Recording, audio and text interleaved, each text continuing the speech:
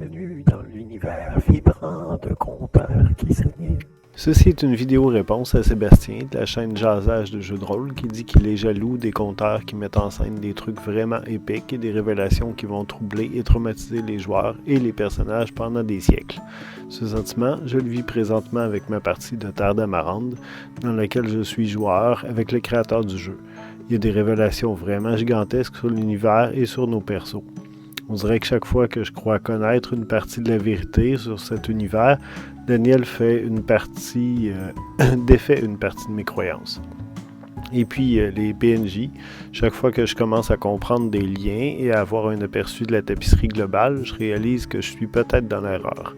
C'est le genre de campagne dans laquelle on va peut-être découvrir qu'on a tué notre sœur au chapitre 1 et que c'était seulement elle qui détenait la clé qu'il nous faut pour réussir. Non, je pense pas que ce soit aussi frustrant, mais quand même, on sait qu'on va être surpris. À ce niveau-là, je suis volontairement naïf. J'essaie pas de deviner la suite, je me laisse surprendre. Pour ce qui est de mon expérience, dans ma récente partie de Shadowrun, on parle d'une campagne qui dure depuis 10 ans, j'ai mis 4 éléments surprenants, des révélations que je pensais être vraiment intéressantes. En fait, elles le sont. Sauf que la façon dont mes joueurs les ont apprises ont été assez nuisibles, au point qu'on a juste le goût de changer de jeu. J'avais prévu un scénario d'action, plein d'adrénaline, des révélations troublantes, style la Matrix, mais finalement mes joueurs ont opté pour la diplomatie. Et si mes PNJ choisissent la guerre, ils savent qu'ils ont 75% de chance de tout perdre, alors qu'ils pourraient tout garder s'ils discutent à la place. De ce fait, mes joueurs ont adoré comprendre certains éléments qui étaient obscurs pour eux et qui les touchaient personnellement, mais toute la sauce épique qui était supposée être là est disparue.